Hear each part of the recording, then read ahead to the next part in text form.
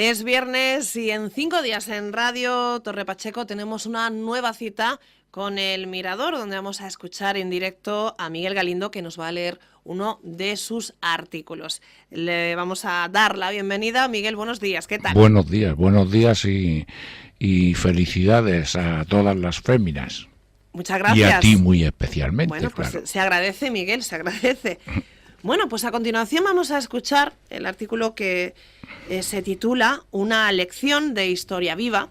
Ya lo adelantábamos la pasada semana y ya pues le corresponde. Llega el momento de conocer este artículo. Muy bien. Así que, Miguel, como siempre te digo, pues cuando quieras. Avanti.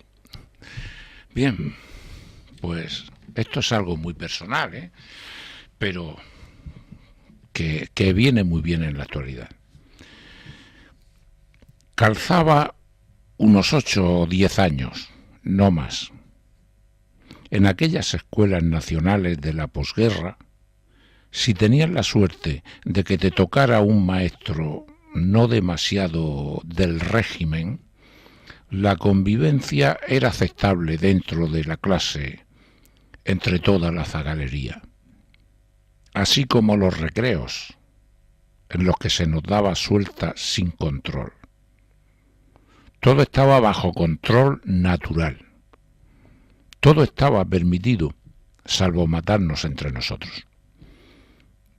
No había más que la imaginación en ver a cuál más arriesgado de los juegos apuntarnos.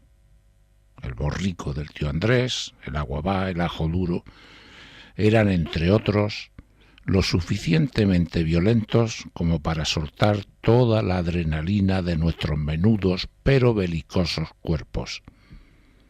Los rasguños, heridas o contusiones no eran más que heroicas medallas que lucir tras la batalla. El obligado Viva España, cantado y saludado brazo en alto, ponía fin al día escolar. Fuera, en la calle, nos esperaba el trozo de pan duro con la onza de chocolate garrofero que nos suministraban en casa. Y más calle, hasta que la luz desapareciera de ellas. No había otro juguete ni entretenimientos que los que pudiéramos procurarnos con nuestras propias manos y nuestro propio magín y nuestras propias piernas y brazos para trepar a las palmeras y a los árboles y convertir sus ramas en armas virtuales. Poco más o nada más. Solo en la falange de la época, en mi pueblo, un vetusto recinto cercano a la escuela, nos brindaba la posibilidad de pegarle unas patadas a un balón remendado o unos soplos a una trompeta de lata magullada. Solo el azul de las ajadas camisas y el rojo de las boinas de 4 zagalones falangistas daban un apagado tono de color al conjunto. Solo una visita tuve la oportunidad de hacer a aquel patio de ladrillo visto descarnado. El jefe local de la falange y su adláter, en aquel rimbombantemente llamado cuarto de banderas, tras soltarme que yo no podía estar allí por ser hijo de rojo, me despidieron con sendos empujones y un par de patadas en mi escaso culo. Culo, pecho, barriga y extremidades que revisé bien en el privado del retrete o de mi habitación, por si yo podía haber heredado la extraña enfermedad de mi padre, la rojez. Pero no, nada. Todo era más bien tirando a negro. Entonces, si mi padre no me había contagiado, ¿cómo iba yo a contagiarles a ellos? Pues sin duda no me querían allí por si les pegaba el rojerío paterno. Anduve un tiempo atisbando disimuladamente a mi progenitor cuando llegaba de noche, cansado de darle a la brocha. A ver la cara, la frente, las manos, la nuca, nada. Pues no lo entiendo, pensaba, y seguía con mis torpes pesquises. Naturalmente, no alargaron mucho los años hasta que me fui enterando de que ser rojo en mi pueblo, para cierta sociedad, era como ser negro en los tabacales de Luisiana, donde aquellas películas del oeste. Y luego, más tarde, igual me percaté que vivíamos una situación dictatorial, donde los que ganaron una guerra violando la ley tenían todos los derechos, y los que la perdieron, el gobierno legítimo, no tenían ningún derecho. Ni derecho a la vida, ni al trabajo, ni siquiera a opinar, casi que ni derecho a pensar, y mucho menos a quejarse. No tenían derecho a nada, tampoco a jugar. Hoy, ya en la actualidad, te encuentras que los descendientes de aquellos rojos, las izquierdas de ahora, cuantos más extremas, más perdidas, porque han olvidado sus principios, convirtiéndose en ciegos, romos y obtusos, tan intransigentes como las derechas de aquel glorioso movimiento nacional. Y te das cuenta y ves que apoyan a dictaduras populistas, como aquella nacionalsocialista del Führer o el nacionalcatolicismo del caudillo, aunque se llamen a sí mismos de izquierdas. Y la verdad, da miedo. Da miedo ver a la ultraizquierda vasca, por ejemplo, manifestándose en la calle a favor de un Maduro sátrapa y fascista, y en contra de los que representan a la verdadera, a la auténtica democracia. Sus privilegios de niñatos, hijos de la gran clase media de este país, llenos de forraje apesebrado, les ha borrado la historia auténtica, la que fue real, de sus casposos ojos, y no son capaces de ver que Nicolás Maduro está intentando hacer exactamente lo mismo que lo que hizo Joseph Stalin, al igual que Stalin copió a Hitler, que son absolutistas de la misma calaña, enemigos de las libertades y de los derechos humanos, que se sacuden a los que tienen al lado y no opinan igual que ellos, que abusan de su pueblo en cuanto, entre comillas, asaltan el cielo. No ven que los oprimen bajo el terror y secuestran la justicia y las leyes para su exclusivo beneficio, y que persiguen a los disidentes con el mismo odio y la misma saña, el mismo desprecio con que aquella falange española tradicionalista y de las JONS, Juntas de Ofensiva Nacional Sindicalista, nada menos, trató a mi padre y a mí por extensión de rojo. Y me da miedo, sí, porque esa historia, que es la auténtica y verdadera, la legítima, se la están hurtando, cuando no falseando, a los jóvenes de hoy en día. Y los están convirtiendo en los exaltados energúmenos de una mentira.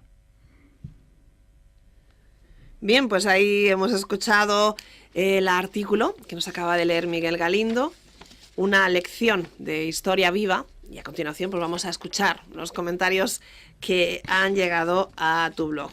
Y como es habitual, pues tenemos a María como primer comentario que vamos a conocer. Sí que es una lección de historia viva y personal. Mis padres me cuentan aquellas historias de la historia y algunas veces me cuesta trabajo creer que aquello fuera así y pasara de ese modo.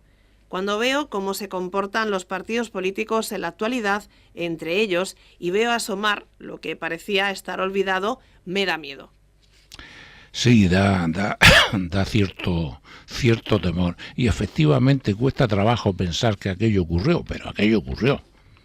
y cosas mucho peores. Yo al fin y al cabo cuento la parte amable de la historia, y la cuento a nivel personal, pues para que nadie me diga que exagero, pero que ocurrieron cosas peores. Me ocurrieron incluso familias y niños de mi edad pequeños que una buena mañana llegó la policía, se llevaron al padre y todavía no ha aparecido el padre, O sea, ocurrieron cosas peores. Pero en fin, deberíamos de saberlo todos para no tener que repetir eso. Vamos ahora con el comentario de César. Te sigo en el periódico esporádicamente y he oído varios de tus programas radiofónicos. Me gustan y me siento identificado en parte contigo. Pero el de hoy me ha impactado porque me ha demostrado que el refrán del pueblo que olvida su historia está obligado a repetirla. Con tu relato se pone de manifiesto y lo tengo que decir. Pues sí, es que hay que decirlo. Es que hay que decirlo precisamente pues para en las escuelas, en los institutos, en la enseñanza de este país. Se diga la verdad de una puñetera vez, no 17 verdades distintas, que ninguna es verdadera. Se diga la única verdad, para que aprendamos a que aquello no puede volver, no debe volver. Vamos ahora con el comentario de Monse. Me ha gustado mucho, me he reído con tus preocupaciones infantiles de la arrojez familiar y el miedo al contagio, la inocencia frente a lo que no debería de ser, hasta casi que he llorado. Este me ha llegado, fíjate. Claro, es que cuando se cuenta una vivencia, sí, se nota, se nota que cala, ¿no? Algo lleva que mueve a eso, mueve a la risa o mueve a la ternura o mueve, pero que, en fin, volvemos a lo mismo. Eso es parte de nuestra historia y la verdad es que a mí me gustaría morirme sin volver a conocerla. Seguimos con el comentario ahora de Mondovilio. Querido amigo, lo que dices es muy cierto. Hoy, más de medio siglo después, nos encontramos con una ciudadanía que alimenta partidos paralelos a aquellos que tú hablas de la Falange, y las izquierdas se asemejan tanto a ellos que no se entiende cómo hemos olvidado la parte más importante de nuestra historia reciente. Deberíamos preocuparnos.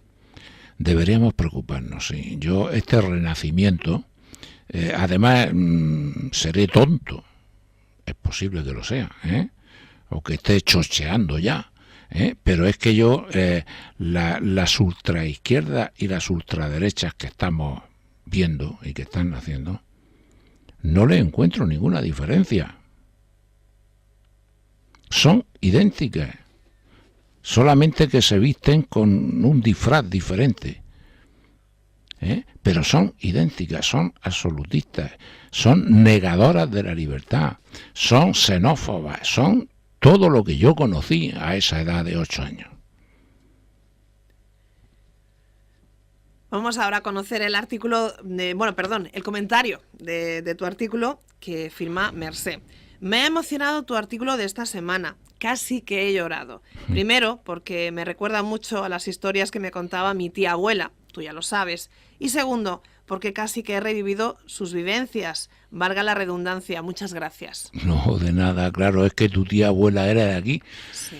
Era del terruño, de la zona, y claro, lógicamente, pues aunque ella era mayor que yo, por supuesto bastante mayor, pero que yo, mi padre la conoció, lógicamente, pues las raíces son las mismas, y por eso te llega, aunque tú seas catalana. Vamos ahora con el comentario de José Luis. En el pueblo de mis abuelos, esa falange pelaba al cero a las mujeres de esos rojos de los que tú formabas parte infantil. Les daban sopas de aceite de ricino y las mancillaban vilmente. Esa es nuestra historia. Hoy vamos y un importante porcentaje de ciudadanos apoya partidos que recuerdan aquellos ideales y los resucita. ¿Qué hemos olvidado o qué hemos aprendido? Olvidado todo, aprendido nada. Está claro. Está clarísimo. O sea, cuando yo veo que una determinada sigla los veo expresarse, a mí me recuerda aquello. Y se me ponen los pelos de punta. Pero claro, a mí y de mi edad para atrás. Entonces quiere decir que somos un producto a extinguir. Nosotros somos un producto a extinguir. A lo máximo que podemos aspirar es a no revivir eso. ¿Cómo no se revive eso? Transmitiendo nuestra historia a nuestros hijos, a nuestros nietos y a nuestros bisnietos. Y eso se hace a través de la educación y de los sistemas educativos. ¿Hemos fallado en eso? Parece ser que sí. Bueno, pues entonces, en mayor o en menor medida, ellos tendrán que revivir lo que nosotros vivimos. Y siento decirlo así. Vamos ahora a conocer el comentario de Amelia. Mira, tú lo has dicho, los que se revolvieron por las armas contra el gobierno legítimo condenaron a los leales como traidores, y ellos que eran los traidores se autoproclamaron leales. Vale, es la historia y así hemos de admitirla, pero ¿qué justifica hoy que existan siglas que avalen aquella barbaridad? Y cada día entiendo menos. Cada día entiende menos. Pues aquello lo justificó lo que justifican todas las guerras: la puñetera ignorancia. La ignorancia al final produce odio, porque somos incapaces de llegar al centro y entendernos. En aquella época anterior,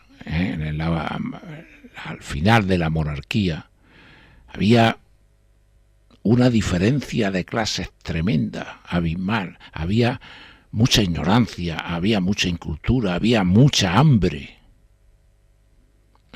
Y esa gente, por el momento que viene el populismo y le dice 4 cosas que quiere oír, inmediatamente le pega una patada a la monarquía e inaugura la república, que fue lo que se hizo. Y la república quiso hacer bien las cosas y empezar a reducir, empezar a reducir aquellas diferencias. Claro, para reducir las diferencias tienes que quitarle a los que más tienen para darle a los que menos tienen. ¿Y eso qué es lo que produce? La reacción contraria del que le quitan y la defensa del que recibe.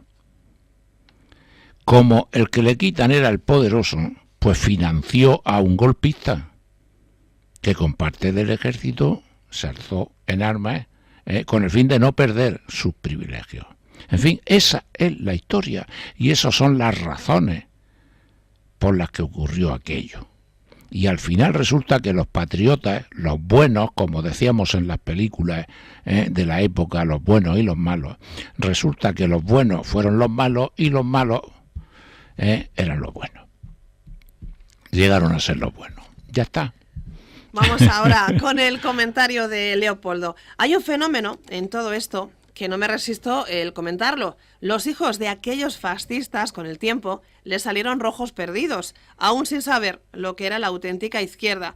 Y los hijos de aquellas izquierdas primeras hoy son los fascistoides, que tampoco lo saben, que saben lo que son las auténticas derechas. ¿O no os habéis dado cuenta?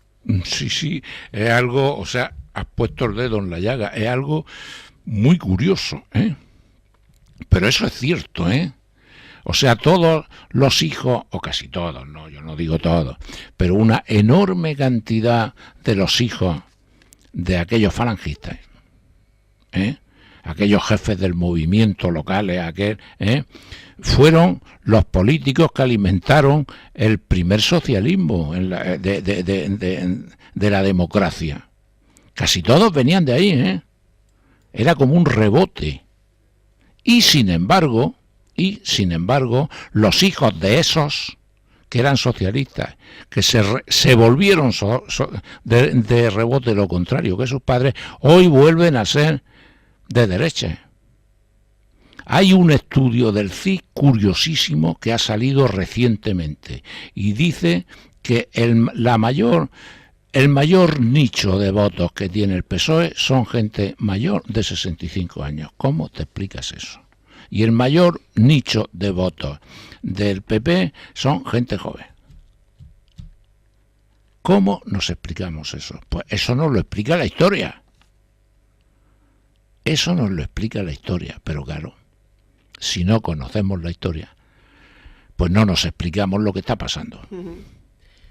Vamos ahora con el comentario de Carmina. Mi familia siempre fue muy del régimen, esto viene entre comillas. Ya me entiendes. Repetían mucho aquella frase en voz baja de no hay que significarse, Sí. que se decía con cierto pavor en la posguerra. Solo pensar mucho en ella, el miedo, la suspicacia, la prudencia, lo de que hasta las paredes oyen, fueron tiempos grises, de plomo. No deberíamos dejar que volvieran. Aún disponemos de las urnas. Aún disponemos de las urnas, sí. Pero te das cuenta, fíjate, efectivamente yo soy de aquella época y me acuerdo, por Dios no te signifique. ¿Eso qué quería decir? Cierra la boca, no te manifiestes con tus pensamientos porque te está significando y te van a meter en la cárcel si no te fusilan. El no significarse, ese era el miedo que había en la sociedad. No te signifique. Bien, ¿no os dais cuenta que salvando las distancias, la nueva izquierda de hoy está practicando lo mismo que hizo aquella? Hay una mujer en este país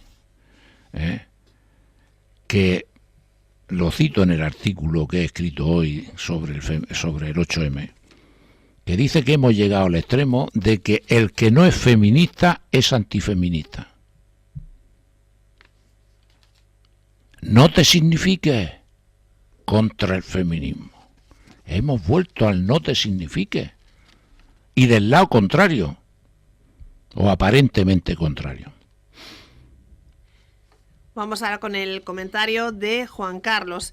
Dices, y llevas razón, que da cierto temor ver a nuestra ultraizquierda manifestarse a favor de Maduro, que al fin y al cabo es un fascista redomado, un contrasentido sangrante. Mi pregunta es, si la izquierda defiende la libertad, ¿cómo apoya una dictadura? Porque no es izquierda, sino que se viste con el ropaje de la izquierda. Si es lo que repito continuamente. Si están utilizando la misma forma y los mismos hábitos, que Maduro es de izquierda, pero por favor, si ha dado un golpe de Estado desde el propio Estado para hacerse con el Estado, eso es de izquierda. Hombre, eso lo hizo Hitler, y Hitler no era de izquierda. Por favor, estamos cayendo en la trampa, son los mismos. Y vamos ahora con el último comentario, que es de Sara. Dice así: ahora haz una cosa, amigo Miguel.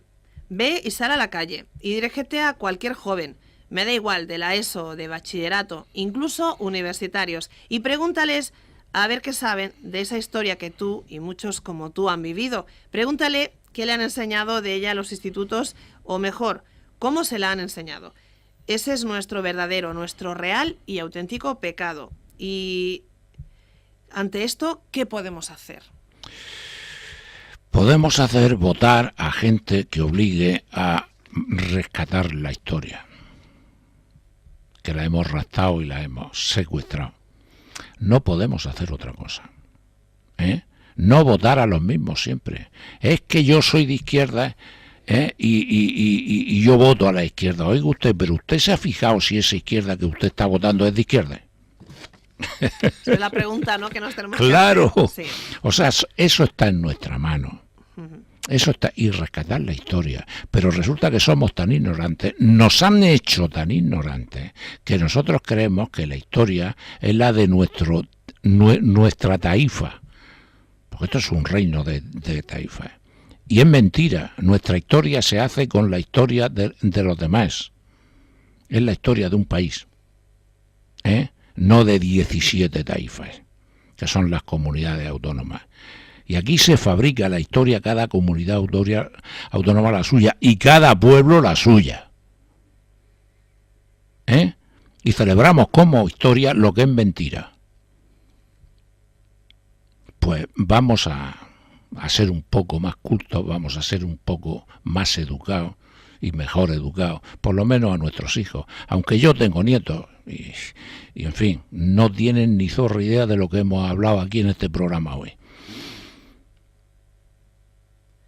Pues hoy hemos escuchado el artículo Una lección de historia viva y sus comentarios. Para el próximo viernes, pues aquí tengo yo el título, y lo voy a leer, Vejez. Qué cortito, ¿eh? ¿Verdad? Sí, sí, qué palabra más cortita y con cuánto significado, ¿no? Sí, vejez.